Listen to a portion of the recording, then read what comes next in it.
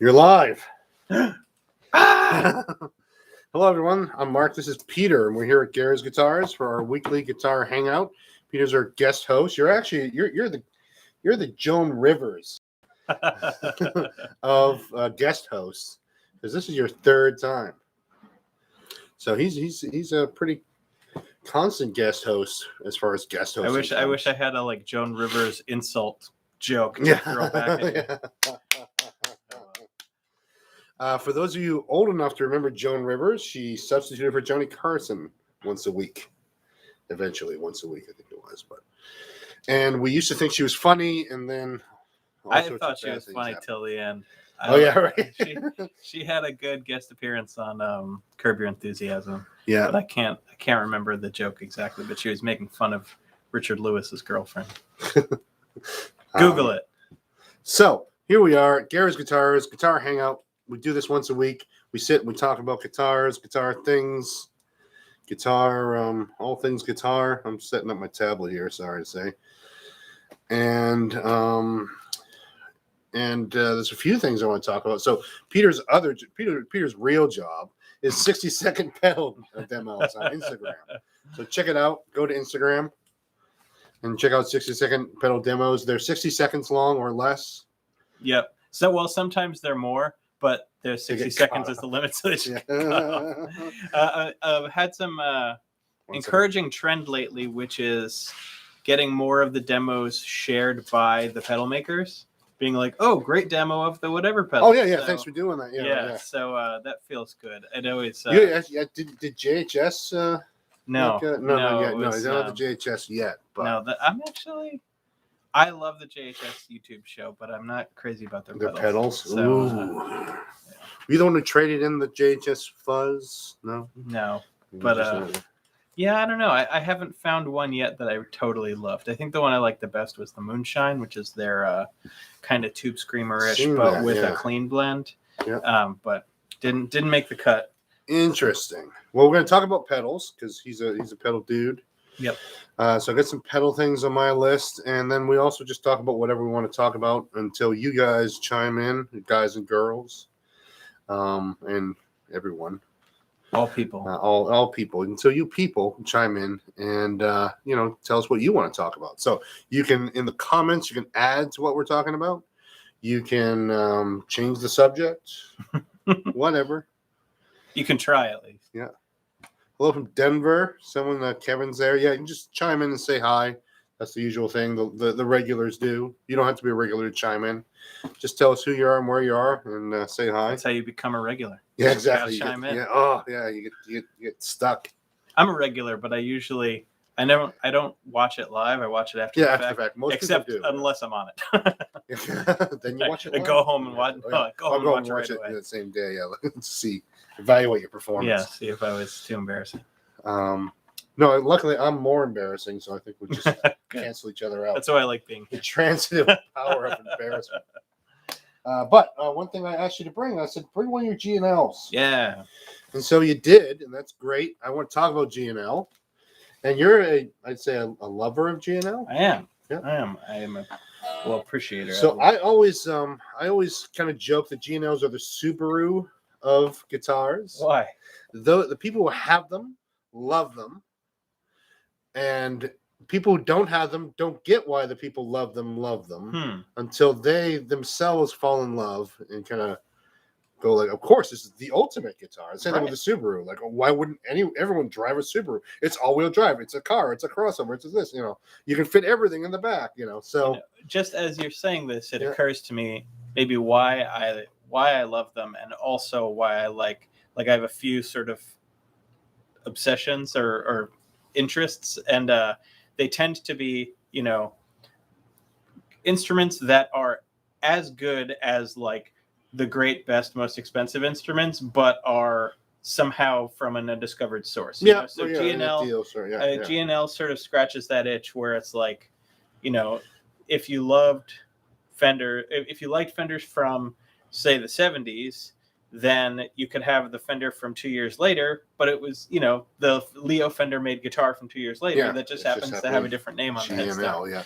And then same sort of idea with the like lawsuit era guitars, you know. Yeah, the Japanese stuff. Yeah, some of it's and yes, the charm. It's the discovery. It's that little bit of economy. Like, ooh, you can get this thing cheap. Yeah, it feels like you found a hack. Yeah, it feels like you found something like a cheat code. That's what they call them. And then with GNLs, there's actually sort of like ways that the design was improved upon. Yeah, Leo Fender famously in his marketing said, "These are the best guitars I've ever made."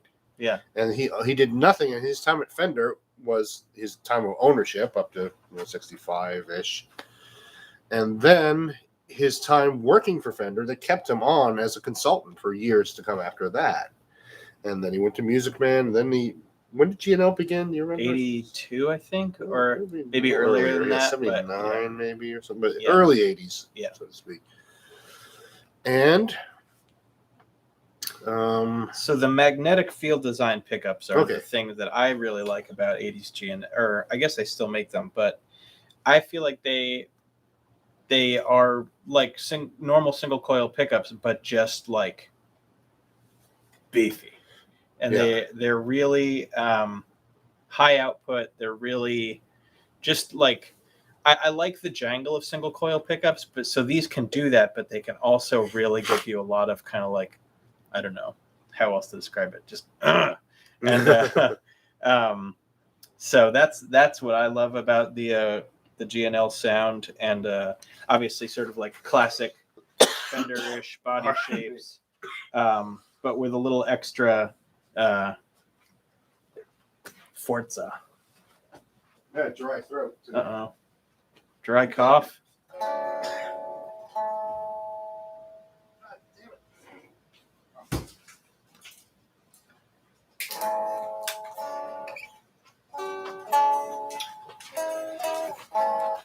So anyway, sorry.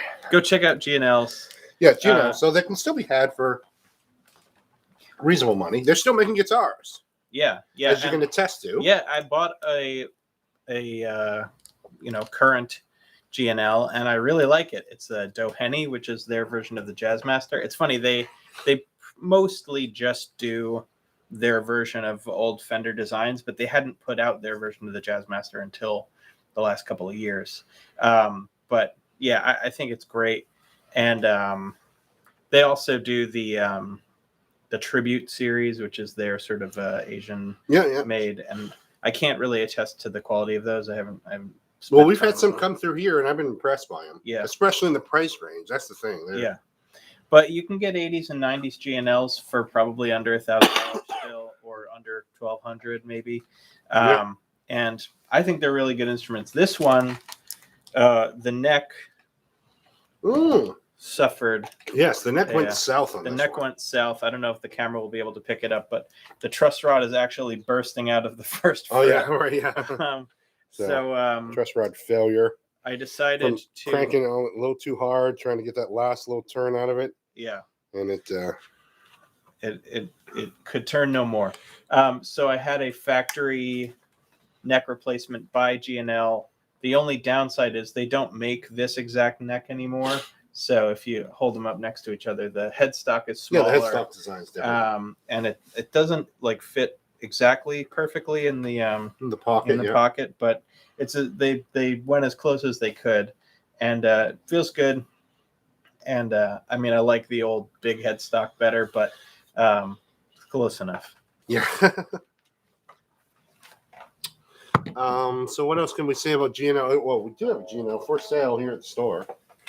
Happens to be this one, $9.99. See, I knew made in the USA. I didn't even have to look that up. It'd be funny if it was like $1,700. Yeah, like whoops, false advertising. Yeah. Do whatever you do, don't spend $1,700 on these things. It's telly shaped. Some innovations, telly shaped. Those crazy cool pickups. Hardtail, but Strat style, three pickup assist setup. But only two knobs. Two knobs. That's all you need. Like a telly. Right.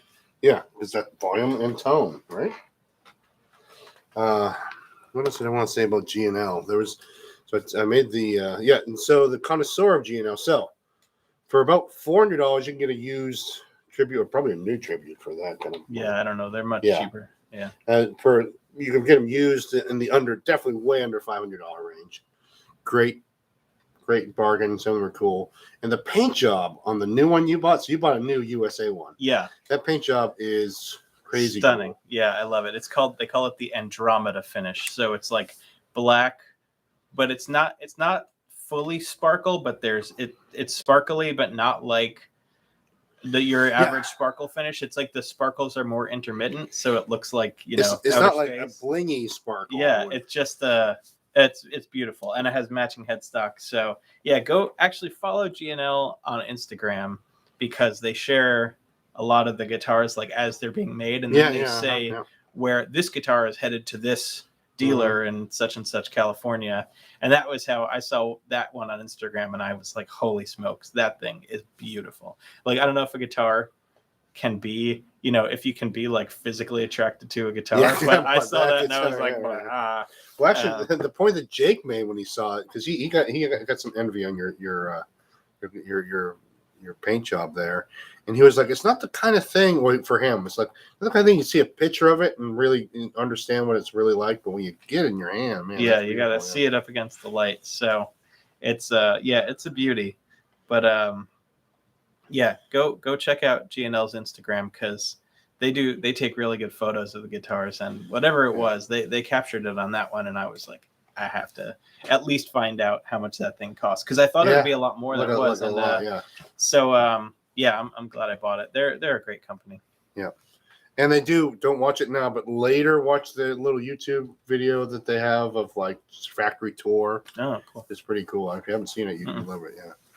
They show this is the bench where Leo worked, nice. Like all that kind of stuff. Yeah. So just to catch up with the chat. First of all, I'll just keep in the GNL thing here. GNLs sound nice acoustically. I won a GNL ASAP Comanche single humbucker guitar in 2009 from Guitar World magazine. Cool. It was a Jerry Cantrell model signed by all of Alice in Chains members. Wow, that's something. It's cool. Yeah. Congratulations. 2009 was a little out of the Alice in Chains heyday. Yeah, that's all right. Yeah. But yeah, that's it was in the giving our gear away stage. Yeah. But other questions. This is an important one. So while humidifying my guitars, I see some mold on one of the sponges. So soak it or bleach it to kill it with fire or buy a new humidifier. So this is a good question because it's humidifying season, and I know you humidify. So not so what happens is we use heat to heat our homes in the winter in New England, and then the overall humidity goes down. So it goes from being 90 in the summer to being 20 in the winter. And guitars are made out of wood and metal. Wood shrinks and enlarges, metal doesn't. So there's a problem in plastic. So things like shrink and enlarge and all sorts of crazy things happen. We see a lot of necks getting twisted this time of year. So especially on newer guitars. So be careful, people, and humidify. And yes, if your sponge is getting moldy, then just throw it out. There's no saving it. There's no fixing it. Do you only do that on acoustic guitars, or is it? I mean, I know that I'll usually bring in before the RPM challenge. I'll bring in some guitars for setups because they need it. But is there anything to be done for electric guitars, or is it just an acoustic thing? Acoustics are much more susceptible to it, being more often solid wood and thin solid wood, and that's that with two sides exposed. And the guitars, usually have a big fat paint job. Well, you'll see your paint job there. There's some. That's some stylish finish cracking. Yeah, I don't want. Actually, we got to show it to people. We're both looking at it, and the camera can't see it. I think it looks handsome. Yes, it looks like it's earned it. But this can also be caused by humidity changes. Oh, interesting. Yeah, because your finish is different. This probably is now lacquer finishes just check anyways, but rapid changes in temperature can accentuate that, and rapid changes in humidity. But that's just beautiful, though.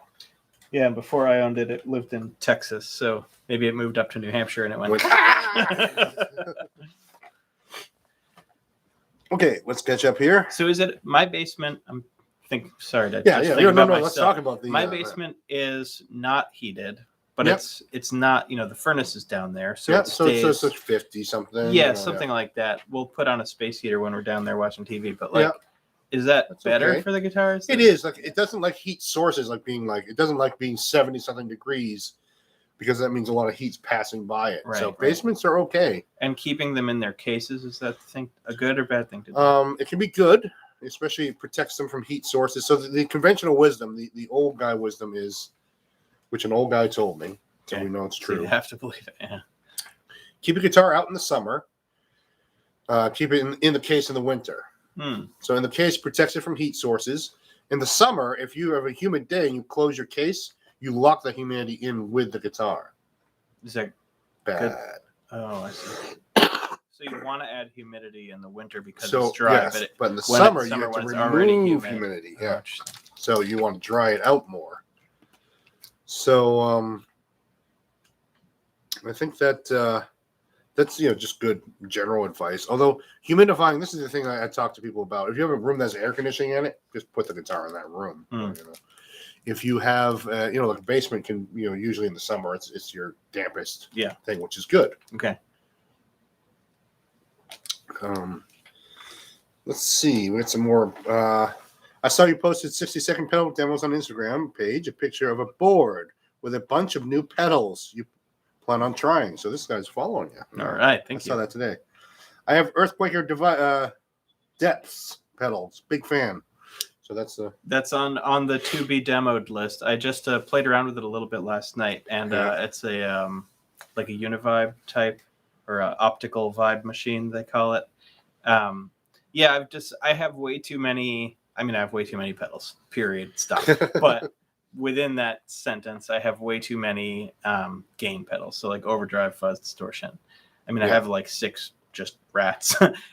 So that's actually on my list of things to talk about. We'll get to it. So okay. So I decided I need to thin the herd of the gain pedals and get a few more. I also have a lot of delay pedals. So get a few more like modulation pedals, stuff that can make interesting sounds with, because I'm not really like an experimental avant-garde like noisemaker kind of guitar player. Yeah, you like to just get a chord going with it and just like play some I'm a riff shredding. dude. But shred a little. I want to as I'm feeding my pedal toy habit, this is the direction I want to be heading, is trying out more things that do something different than the other pedals I have. So I got that, and I got the Earthquaker Aqueduct, which is a vibrato. So it's like, what's the difference between a vibrato and a Univibe? So I tried them back to back, and they are pretty different, but they both, they wobble in a fun way. Wobble in a different way. Did you see the Eddy from one of the new pedals from Electro Harmonics? I have seen it here, but I have not played it yet. They do have this. They have this. They say it's a tremolo and vibrato. But the vibrato is actually literally the sound that your vibrato arm on your guitar makes. The notes that die. Oh yeah. They do. It's not like vibrato like. The Aqueduct has that too. Yeah. Or one of the settings. So it's just basically rate and depth, and then a switchy knob that can do a bunch of different settings. And one of the settings is you play a chord, and it goes burn. Yeah, exactly. Yeah. They call it the My Bloody Valentine setting. Kind of cool. Yeah. Let's see here. Catching up with here. Hello from Portsmouth. Wow. Wait a minute. We're at Portsmouth. We must be coming from inside the house. I use the D'Addario packets to humidify and or dehumidify the guitar in the case. Even electric should be humidified. So electric, you have to worry about the neck, especially. That's the thing that can try and twist the most. So, and that part of your neck, like in the case of this, is unfinished wood. Right.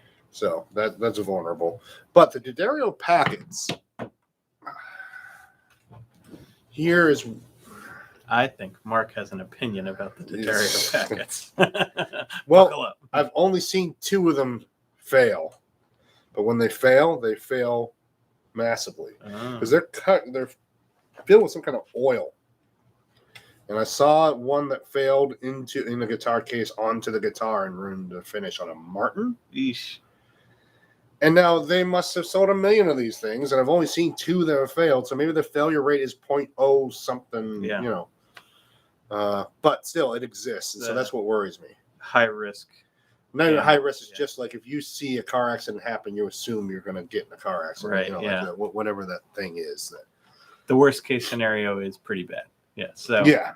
So not saying you should give them up. We're their dealer. We love a lot of their products. We had sold those in the past, but I was like, you know what? It might be after I saw the second one. One is like, well, that's the user's problem. Right. Someone just misused this thing, stomped on it or something. But how does something both humidify and dehumidify? Well, that's what. Yeah, it is. It is crazy. Like I said, there's some kind of oily thing in there, and you know that packet of like stuff that you get to dehumidify when like you know desiccant. The desiccant stuff that will suck in water, or it will help the water dissipate. Huh. That's what's used inside the Oasis ones. Huh. And so there are ways to make with this thing you can either suck in or give out moisture depending on the exterior moisture. It's like a differential thing. And it's chemistry and it's a formula and all that stuff, and it has a 0.01 something % chance of exploding in your case. Okay. Let's catch up. Well, actually, no, that's all we got for comments right now. So once again, if you're out there watching, thank you for watching. Write anything in the comments and tell us what you want to talk about, and we'll talk about stuff. But we're going to be talking about pedals because Peter's kind of a pedal guy, and I got pedal questions. All right. So here comes a pedal question. Yeah. What is it with it? And I think we talked about this before, Slade, but what's with this Rat Mania thing? Well, someone came in and told me about the new the thing that does 9 different rats. That's the JHS. The JHS doesn't, Yeah. So I think that's the answer for what's with the Rat Mania lately is that JHS just released this pedal called the Pack Rat that has, so they've done a couple of pedals that have like every version of every circuit of a famous pedal. So they have their Muffaletta that has all the different Big Muff versions, and their Bonsai, which has all the different Tube Screamer versions. And so this is the latest one in that series, and it has all the different Rat versions. And I think part of what contributed to the Mania is he put out like an exhaustive, like multi-hour video and article about every single version of the Rat ever, where he like went to Kalamazoo and visited Proco and like hearing from the people who worked there about all of asking them about all the legends and lore, and so I think that kind of like boosted recent. There was already recent interest in rats. That I don't know, just everything that's old becomes new again. Well, a bit of that. They were literally like maybe 5 years ago. They're literally doorstops. Right. Nobody wanted them. I never stopped loving the Rat. I've thought they were awesome since I was in high school. But I mean, I came of age in the 90s. I'm kind of stuck in the 90s, and maybe like in the last couple of years there was a bit of a 90s revival. So it's sort of like, hey, I loved it all along. There's that too. I would say that is the reason for the very current like Rat Mania is that JHS just did this big, not only released their own pedal, but like such a deep dive into the history of the pedals that I think it kind of, and then everyone else, they had like a big promotional release date. Yeah. So then every other company was like, well, here's our version of the Rat, right. And so all of a sudden everybody's posting rats everywhere. And I guess, it just seems like, and there's the other thing about this kind of fear of missing out on. The Rat's cool. Oh yeah, I've seen those. Yeah, and people. Well, and there's this whole. I gotta get an old one. Right. Yeah, because the old ones are better. Yeah. They changed the op amp that they use, and so everyone is like suddenly opening up their Rats to be like, "Oh my god, it has an LM308. This is worth $200 now." And whereas, and then Josh Scott from JHS, he believes strongly that the new op amp is just as good. It's like identical basically to the old one, and he's like has conducted all these tests to like show that they're identical, and it's just all psychological. It is. He also is saying that all the first like 4 or 5 different versions of the Rat are actually the same, and it's like, well, then why did you release this pedal that has all these versions on it? So Anyway. Well, that op amp thing, and what some people don't realize about op amps is different companies gave them identical things with different numbers. Mm-hmm. So if you have like an 8-leg preamp chip with the certain characteristics, it's the LM whatever from one company and LM a whole other number from another company, and it's like two different tubes that from one tube from Electro Harmonics and one tube from JJ. It's just essentially the same thing. Yeah. So, I mean, I do think that they're really cool pedals. They look unique compared to every other pedal. I like the Rat 2 look with the light up triangle in the A better than the old ones, but other people disagree with me. But yeah, I mean, I think that they're cool and distinctive, and they sound good. Obviously, like cranked and loud and fuzzy. Some people like them for their low gain kind of overdrive, but that's not me. They always seemed a punk pedal to me. That was the punks always had those, even in the 80s. That was the pedal that could really sound like an amp in distress. Yeah, and the Turbo Rat, the one that uses LED diodes, that one is, I think, preferred by bass players. So okay, there's a tip. Yeah. And so what Rat do you have? I have quite a few.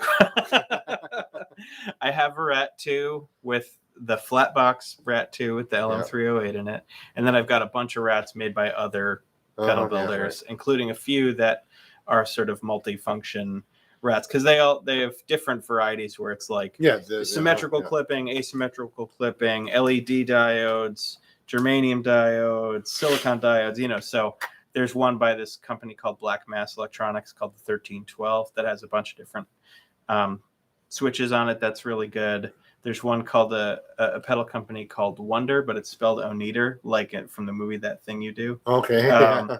But there's this called the Red Rider, and that one has some really cool features on it, including a clean blend that I just learned about. So there's a lot of good, Rat variants out there. But also I think that the newest, Chinese made ones still sound good. Yeah. They sound awfully close to the old ones. So maybe a little bit more, I don't know, pointy, a little more fizzy, but just it's the subtlest, slightest differences. So, but it's a great distortion pedal. Mark Christopher asks, any thoughts on the Nobles ODR? I think that someone asked us about this the last time. Really? Okay. Well, I forgot about it too. So it's great. It's totally. I don't know what else to say. What exactly is it? Overdrive? Yeah, it's an overdrive. It's I think it could be characterized as transparent, though the tone adjustment is really useful. Like even turned all the way up, it's not too harsh. I think it's a great overdrive pedal, and it gets the Peter Squires 60-second pedal demos seal of approval. I did a demo of the mini version. Yeah. So go check that out on Instagram. Mark, that was Mark. Mike in Hungary. I don't know if we described this to you. I've heard of Mike in Hungary. Yeah. Mike in Hungary. Yeah, he's a former Seacoast area dude who just up and moved to Hungary. I don't blame you. He has a good point about older guitars. We mentioned that, I don't know if Mike was here when we talked about this GNL neck that failed, but fail. Because he mentions that something to be said for buying a 30-year-old guitar with a straight neck and no cracks. Last adjusted the neck on my 59 Telly in 1983. Every new guitar is a gamble. So yeah, it's settled in and it's just where it wants to be. It's the moisture that's going to leave has left. That's a good point. So if you buy a new guitar, sometimes you run the risk of. It sounds to me like it's always kind of a gamble, Yeah. That you're just. When you're buying a used guitar, or like something, or maybe with this, you're like, oh, I got this guitar, I love this thing, and I remember like doing the neck adjustment on that. And he's like, can you straighten the neck? I'm like, yeah, just wait right here. I'll be right back. I was put the first, you got to kind of guess which Allen wrench you want first. It fit. And then went, oh no.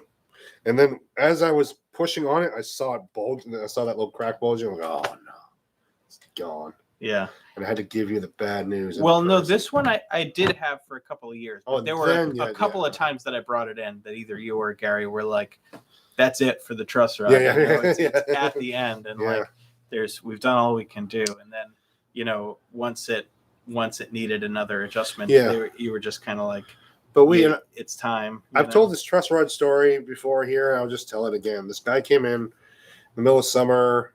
And he's like, I just got this Martin. You can get the action down. I looked at it. The neck was banana. I'm like, where did you get this? He goes, up on Amazon. I'm like, okay, you can go buy a $3,000 Martin on Amazon. Yeah, just buy anything on Amazon. So I started turning the truss rod, and I turned it what I think was like most of the way before it got straight. Like I put a few, like I put a whole, like you do like. If you look at like a clock, it'd be like 1 hour for every little. Yeah.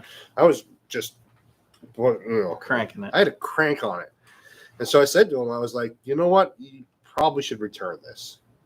It's a Martin, like it's fine now, but in like you come in, and so this happens with some people that come in every year for a truss rod tightening, and they never come back to get it loosened. So you just tighten and tighten and tighten, and then 1 year you're done. That's it. Yeah. This is. Filed this under, do as I say, not as I do. But like, you really, I mean, for a guitar that is above a certain price point, you probably shouldn't buy it online. You know, like it's like guitars and shoes. Like you should probably try it on before you bring it home. And like, I'm the biggest freaking hypocrite in the whole world for saying that now because I have just a constant like stream of things showing up at my house. There are 2 guitars on the way right now, but like, but I also know that as a guitar store, we appreciate this. Yeah, I also know about myself that I'm an idiot. So there have been quite a lot of times when I've bought something online and then you hold it in your hands and you're like, that just doesn't feel as cool as it looked. Yeah, so there's that. Or when we take a guitar and trade, we will move the truss rod both ways, make sure it operates, and if it doesn't, we tell the guy we can't take this in trade. Because we got to be able to warranty it, and if it needs to be adjusted, we can adjust it. Right. So that is a good thing about that stuff. And we, for the first time ever, don't tell Fender I told you this. They're not watching. They're busy. We returned a Fender guitar as not suitable for sale. Wow. The first time it's ever happened to us. Well, you had mentioned previously that you had gotten some guitars that were like, normally they come set up from the factory, and that this one had clearly been like cruised over. Yeah, exactly. Yeah. The checklist was just like a big line down the side of the checklist. Yeah. That happens. And usually like a Fender comes in like 80% ready to go, and we got to do a few tweaks on it, and that's okay. Well, that's what we do. And then like, that gives us an advantage over other, wow, I just tried that Strat. It's great. I tried one at Guitar Center. I didn't like it, just because the neck was bent on it or something. Right. Yeah. But this one came in. I think the neck pocket, it shouldn't have got through QC. The neck pocket might have been off a little, and everything else was off a little. And so that's happening. That's a thing. It's the opposite of like I don't know, maybe it's a version of the whole supply chain thing, but like demand for them is like just exceeding what they're able to crank out. So they're just having to. Although I'll tell you that with the supply chain thing, it's related, of course. Yeah, they're making too many guitars, and so they're not. But part of my point to them, because I can't get a Princeton. I've had Princeton's on order for 8 months. Yeah, I'm like, it's one of the most popular amplifiers you guys make.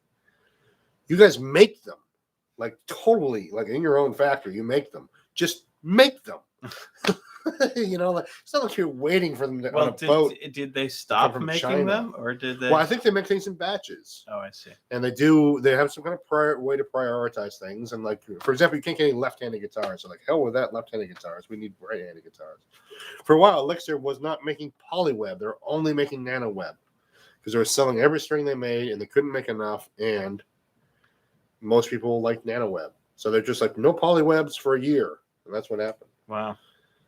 But like, you're Fender, make some Fender amps. That's what you do.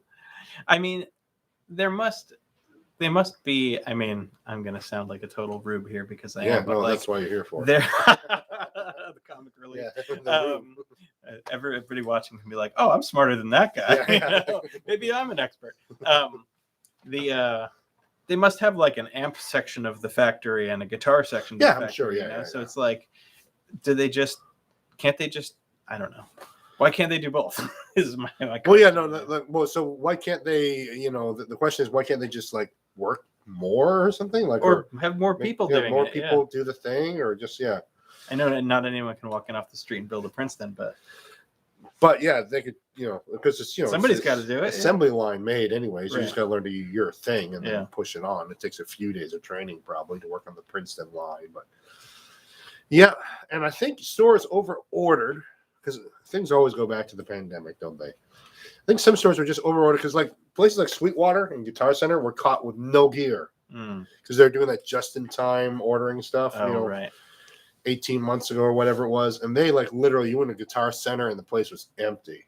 Yeah, I noticed that. And so they decided never to get caught like that again. They're buying and storing instruments on their own, in their own warehouses. So if this happens again, it gets smoothed out for them because they got inventory. Oh, I see. So they pendulum swung back the opposite direction. They ordered too hard, okay. And so like that's why you can't get a left-handed guitar because they have a million Fender Strat orders they have to fill in the next year. Well, I'll tell you that Musician's Friend, which is owned by Guitar Center, they are desperate because I left 3 items in my Musician's Friend shopping cart, totaling, I don't know, $60. Yeah. I have received 3 voicemails, 2 emails, and then the email today, the guy said, "Sorry, I keep missing you. I'll keep emailing you until I reach you." And I wrote back and I said, "Enough. You have to stop." Get the idea. I mean, Sweetwater sends you candy every time you buy something from them, and like sweet, I Literal guess that's candy? why. Yeah, Tootsie Rolls and stuff. And then they call you to follow you up. candy. Well, I don't want it. Google I don't want Peter it. Squires. Yeah, he looks like he wants a Tootsie Roll. Yeah, so they have like outbound sales teams that are really pushing hard for you to buy stuff. So I wonder if you could if you ordered a couple of Princetons, if they'd sell them to you at almost wholesale rate, because they are seriously they're paying people to email and call me, and it's like, you guys must be hurting because that is unnecessary. Yeah, I mean, it's a new, more aggressive sales thing they're doing. Someone brought in something that was, usually people bring in something. You do this often enough. I just bought this. Can you set it up? Right. It's all right, but I can tell it needs something. Well, sometimes if you if you buy it online and it gets shipped to you from who knows where, I've been getting stuff sent to me from parts unknown, and when it arrives, it needs a little work. Or it just never. Whoever played it just kind of got. You get used to weird setup stuff, and because your instrument degrades in your own hands or whatever. A guy came in with something he just bought at Sweetwater, and Sweetwater's like, "We have a 100-point, protection. We check everything and do everything to the everything," and it was, good, yeah. So everyone's falling a little short these days. Well, and they also do that trick that you told me about, where they list things as B stock so that they can sell it for less than the MAP price. So for those who don't know, there's this thing we call MAP. I was here talking about MAP price, minimum advertised price, and some companies really it's a suggestion, and some companies it is law. Like Fender has, and we as small dealers love it when they enforce MAP pricing, because then we know that if we're selling it for $799, someone else got it for $799. You can sell it for whatever you want, I guess, but that's like the street establishes a street price. This is what these things go for. But the way around that some companies do, especially online, is they sell it as B stock. And so you're seeing like refurbished B stock. You see like a lot of an endless supply of this stuff. And you think, well, maybe someone bought it and returned it. Yeah. No, they're just selling you the new stuff.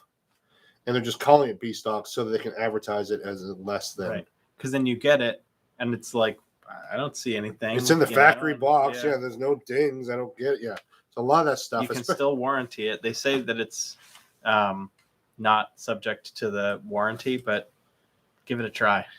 Yeah, right. There's that too. There, because you got the receipt for it and you bought it from Sweetwater or whatever. All right, let's catch up with the room. Roberto Fordo says hi. I don't know if you might know Bob Ford, Jupiter 2. guitarist. Barry, any thoughts on Fox Rocks? I have an Octron 2 and love it. I have never played one. We had one here. Yeah. Was that yeah, I've seen a couple of them cross my path, but I have never actually played one. But they're the ones that have the like removable swappable chips. Swappable boards. So, yeah, that's a cool idea. But no, I don't have firsthand experience, so I can't rightly say. But it's a cool idea. If you like it, it's good. Yeah. That's the rule of pedals. Mark Christopher is asking, is it true that roasted maple necks are more stable than standard? I have a Charvel SoCal with one. My Gibson L5S has been rock solid since 1973. Much heavier, though. So, yes, materials quality used to be better, and that just is.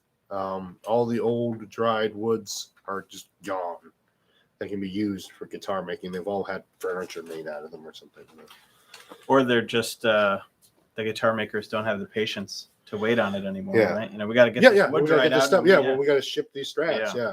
Throw it in the oven. Yeah. Well, there's kiln drying, which is literally throwing it in an oven, and then they've come up with something called roasted, which is a good look. The roasted maple, you know, by just literally taking a blowtorch up and down it, and that does remove a lot of moisture from it. So theoretically speaking, it could make it more stable, or if it's going to warp or bend, it would make it do it right away.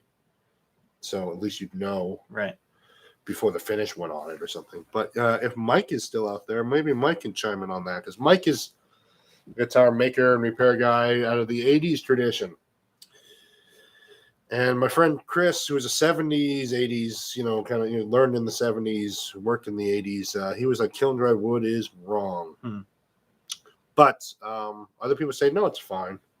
So see if Mike happens to chime back in on that. So we don't have a definitive answer on the roasted maple, although I can't tell. We've had some come through and there appears to be nothing bad about roasted maple. It's pretty cool. So go for it. Have you tried the roasted maple? I don't know enough to have an informed opinion. Yeah. What about maple fingerboards in general? Do you have maple fingerboards? I have some. I prefer rosewood, but yeah, I'm not overly particular. But I think it just aesthetically, I prefer rosewood or ebony. Yeah, ebony. Yeah. If you can get it. Yeah. Kevin's asking, I was perusing a forum and saw a comment about flat wounds wearing your frets faster than round wounds. Any truth to that? Technically, yes, because there's more string contacting. Because like on a round wound, just picture that at the bottom, with the part of the string that's touching would have this shape to it. So I say that fits in the technically yes category. I have never played flat wounds, but I saw in your video with Blues Command that you were talking about. About flat wounds, that like a person who's accustomed to playing flat wounds could easily play round wounds on another guitar, but as some person who's accustomed to playing round wounds, if they picked up a guitar with flat wounds, they'd be like, "What the heck? What the heck's going on here?" Yeah, they just sound distinctly different, and for bass, it's a very different effect than on guitar too. You can play rock music on flat wounds on a bass, but you cannot play. Well, I don't know, cannot, but it's tough to make a guitar sizzle. They're just like a flatter sound. Literally flat. Yeah. So they're literally flat, and then they just go. They're less sustain, and just like a duller sound, but in a cool, like jazzy way. Mm-hmm. All right. So, everybody, just to recap, it's Guitar Talk. We're talking about guitars. This is Peter Squires from 60-Second Pedal Demos on Instagram. Go like that right now. I'm just double-checking the room here.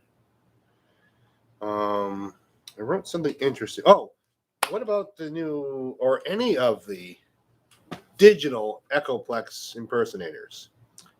Which ones? Like There's the Strymon? We got the Strymon here used. Yeah. Right. I haven't tried it out. I have two all Strymon sorts pedals. Of Dunlop's come out with that one for So I think that there's a lot more digital modeling pedals out lately, especially in the reverb and delay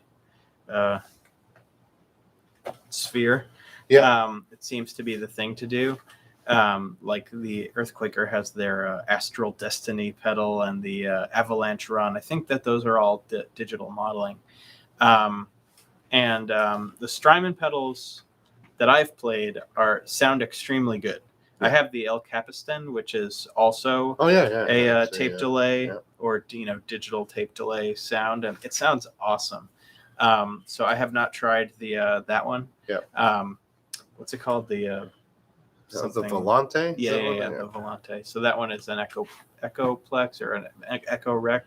Speaking but it's I mean, Strymon stuff is awesome. And I also have a Strymon chorus pedal called the Ola. They're really good. I think I would say that unlike guitars and amps with pedals, I don't feel too particular about how you get there. Whether it's digital or analog or whatever, transformers or diodes or anything. Like just the end result is all that matters, and if you like it, it's good. Yeah, well, that is the old "if it works, it's good." Yeah. Mike did chime in about the kiln dried wood. Just watched a YouTube clip by Stumpy Nubs. Look that one up after this is over. Yeah. But you should, about kiln dried wood and why it sucks. Great channel about all things wood.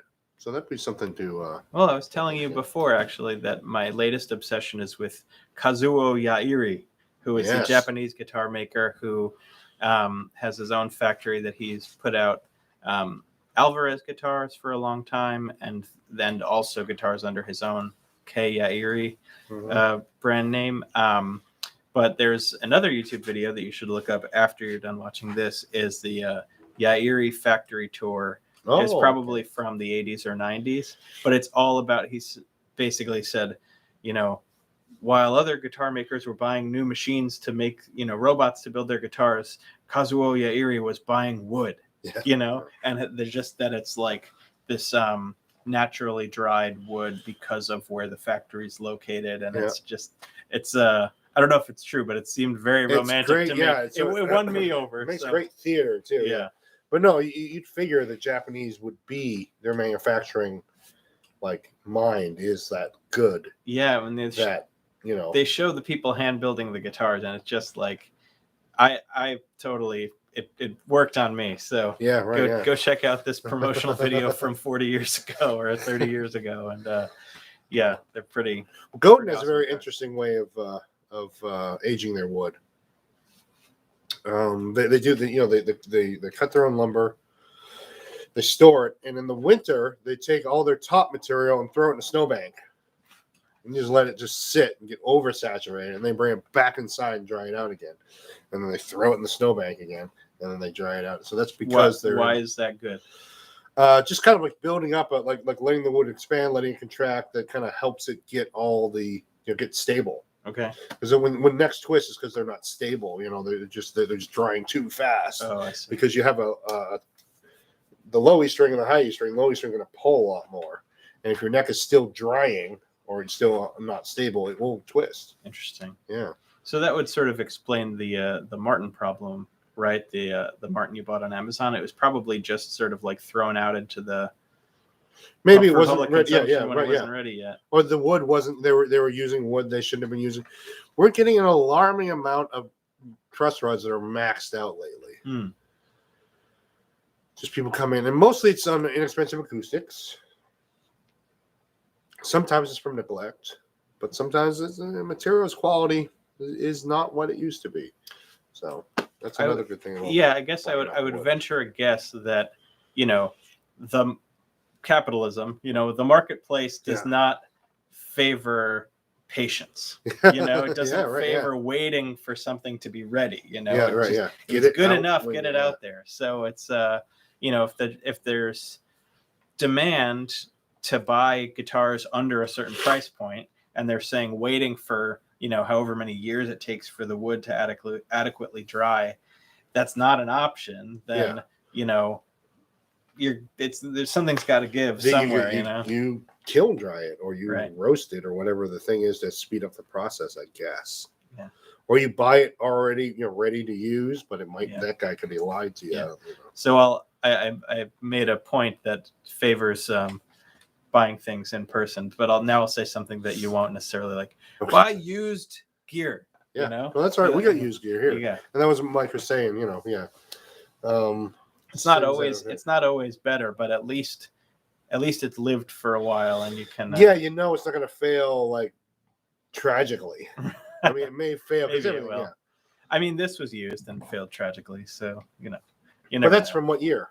83. It lived. That had a good served life. its purpose. Yeah.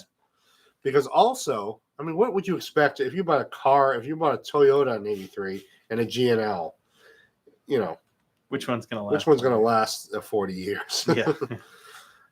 Which is actually the other thing I was thinking about guitar is electric guitars seem a little more stable than acoustic guitars, but other musical instruments tend to last. I mean, there are violins out there. I was thinking about my bass that I sold to our friend Jonathan.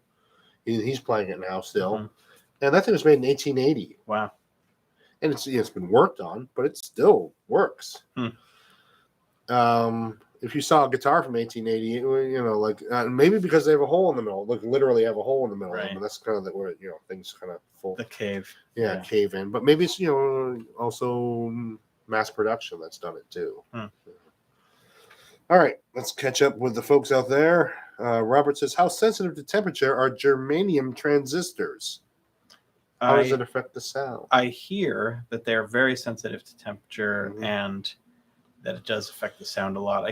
I'm not technically well versed enough to explain to you why that is, but there's a company called Benson that released a germanium fuzz that they claim to have solved that issue. But go look it up on their site. I'm sure they explain it better than I ever could. But they make very good amps and pedals, so I believe them when they say that they've figured out a solution. But you'll have to learn more about that from them than probably some kind of weird voltage stabilization or something. Yes, because I have other gear that has the problem with the germanium transistors, they sound so good. I had an old Ampex tape machine that had the most glorious sound you'll ever hear. All those old germanium transistors in it, and literally you'd record something and you'd play it back and it sounded better.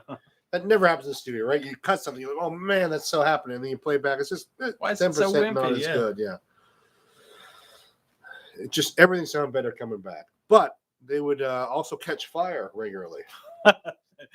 Is that bad? So so I'd be working on something, and then I hear the psh, and then there'd be the smoke pouring out of the tape machine. It sounded great until it didn't. Until it caught fire. Yeah, so they are unpredictable. And they're also, and the keyboards, you hear the whole thing about having to warm up your analog keyboards. That's the real thing. Like you got to turn them on and let them get the voltage, whatever, regulated, stabilized for like a half an hour. Really? Oh, yeah. I have an old keyboard that literally the pitch will go up slowly. It'll just be a half step flat. You got to leave it on for a little while. Wow. And yeah, that's the thing. I still regret, I don't play piano, but I still regret not, when I had the chance, not buying a Roland Juno 60 from Daddy's for $400. Yeah. And now they sell for at least twice that. I used to have one of those. I sold it to Daddy's for $300. Maybe it was the same one. I rented it actually, and used it for a while, and it was really cool. Me and my friends had a lot of fun playing around with it, and then we brought it back, and I should have bought it. Should have kept it. But that's not old enough to have that problem. Those Junos are pretty rock solid. Mike says the growth rings on my 59 Tele are like 1/16 and quarter sawn. The quality of wood does not exist anymore that I've seen. So, like wide plank floors. Yeah, there aren't trees that big anymore. We cut them all down. Yeah. Or they're making guitars out of wide plank floors. Yeah. What about pedal boards and how to approach setup? This is one of my favorite things to do. Okay. Though it bothers me very much that I have an Instagram channel about pedals, so of course I follow a lot of other pedal related content on Instagram, and it's starting to bother me that as people take pictures of their pedal boards to share, they're showing the underside too to show how clean and organized their wires are. And I'm like, well, damn you, I can't do that. You know? That part you can't see is not supposed to be organized. That's why it's underneath. Hell yeah. Building pedal boards and then taking them apart and rebuilding them is one of my favorite things to do. Yeah. It's the thing that, you know, makes the clearest that the reason I'm into pedals is because I'm actually a 3-year-old playing with blocks. Trains, you know? yeah, right, yeah. So yeah, building. So there's conventional wisdom about the order that pedals should go in, and of course, anytime there are rules about something, then you should mess around with it and try to break the rules and see what you like better. But I don't know if that's part of the question, but you know, fuzzes. A lot of people feel fuzz should go first because I think dating back to those like old fuzz pedals that some of them just really don't want to see some, and they just want to see the signal from the guitar. They want something very you know, natural. I mostly use big muffs, and I don't think that those seem to really have that problem as much as fuzz faces do. And so I like to put the fuzz after the overdrive because I'm a rebel. So your gain pedals first, followed by modulation, followed by time bass effects. So delay, reverb, tremolo, etc. But yeah, setting up pedal boards is fun. Have a good power source. Yeah, the power supplies are very important. Just choose the maximum amperage. You never can have too many amps in your power supply. You know, so like don't try to run. I mean, on the box of the Snark, it says powers up to 15 pedals. Yeah, if they're all fuzz pedals that if they're all like 50 milliamps, if they're all a bunch of old Boss pedals or something. That's the thing about the digital modeling reverb pedals and stuff is they take a lot of power. So you gotta either give them their own power supply or just make sure that they're adequately powered. Don't cheap out on the amperage part of the power supply. Right. Other than that, everyone's power supply kind of seems to be the same. I've done some tests. Can you overpower something if it not voltage amperage, but amperage? Amperage, no. It just is because it only draws what it wants to draw. So 1.5 is usually where I recommend people. I'm like, well, you can get this if you're running one pedal, get the Snark or a couple of Boss pedals. But go to 1.5 right away and go to the 3 or 5 amp. Especially if you have more than a few pedals on your board. I mean, if you just have 3 to 5 pedals, that's probably fine to just run it off of your. I mean, most tuners even have like they have a power in, but also a power out. So if you just have a few pedals, then that'll probably do the trick. But if you've got, more than 5 or 5 or more, then get yourself a isolated power supply and make that part of your setting up your blocks. Michael says wrapping all those wires together can make troubleshooting impossible. I hate zip tie. Yeah, that's true too. Yeah, that's why. That's why I leave everything dangling. Mark is asking, any good pedal boards that you've been delighted by? I've got a pedal train. I can't remember the name of the size, but it's I think 22 inches wide or something like that. Yeah. Though I had 2 of them that were the same size, but there was an important difference. One of them just had an open back. It's sort of like a little. It's pitched up, and the back was open. And then another one had a closed back with just holes cut out of it. That was a pain in the butt because you had snaking things in. It was much easier with the open back. Yeah. And I have one that's flat, and I don't like that at all because it's nice to be able to put stuff. Oh yeah, you got to be able to run stuff underneath. So. You got to get just be able to see everying well enough too. And I guess if you're standing over it, doesn't really matter, but it matters. Yeah, some people go super buck wild with the like real fancy pedal boards where you can lift up and set up more pedals underneath, like the always on pedals that you can just you don't even have to have exposed, and they have built-in ins and outs and all that stuff. So it can get really wild, but I like just a big pedal train board that's angled up with an open back, and what I find is a lot of the kind of B list or C list brands are now making really good stuff too. It's just kind of it used to be pedal train or nothing, but nowadays most of the they're mostly all right, and then most of them come with a good little bag to put it in too. Nice. That's important. I plumbed for Voodoo Labs power supply. Wow, he's actually plumbed it before he bought the power supply. So, what is like plum? Oh, like plumbing? Yeah. No, he's put his board together with. Yeah, Voodoo Labs is fine. Yeah, that's a good one. I've got a True Tone, whatever the 12 or something. It's got a lot of different voltages and amperage output options, and some that you can switch on and off. Like, yeah, that's a good one. I like it. It's big though. It's heavy, and you have to like drill it into the bottom of the board to make it stay there. Right. So that's one thing. I want to get into power supplies. It's too much, but I'm going to mention this: impulse block, or impulse power supply, or transformer based. The heavy ones have transformers in them. They're a little better. It's just a little. Just technically cleaner if you're putting it on a. So the heavy ones are better. Yeah. So Voodoo Labs kind of the standard. I would say that's like the those are the ones that are typically like the ISO 5 or whatever. Yeah. And then I have an MXR ISO brick. Yeah, we got one of those that I use a lot. I don't think it's as good. It feels it's hot, gets hot to the touch. Okay, yeah. Hot, yeah. So that's but it's certainly more pedal board friendly sized. Yeah. It's kind of the size of a pedal. But yeah, the True Tone one I have is good, and then the Voodoo Labs I hear are also good. All right. So guess what? It's been an hour. It's time to play the wrap it up music. So thanks again to Peter Squires for joining me today. 60-second pedal demos. You can go now. Now you can go look at the GNL tour. Oh yeah. And then the Yairi Factory tour. And there's another. You can go to what? Stumpy Nuts. Yeah, Stumpy. What was it again? Stumpy something. Stumpy Nubs. Don't go to Stumpy Nuts. It's on a different website. Tell them I sent you. Stumpy Nuts is that's a. Yeah. Don't Google that. And so we're here every week. Come back again, and you come back again sometime too. Thanks again for being here. Check out Instagram, Facebook, all that stuff too, and we'll see you soon. Bye. Stand by for the end.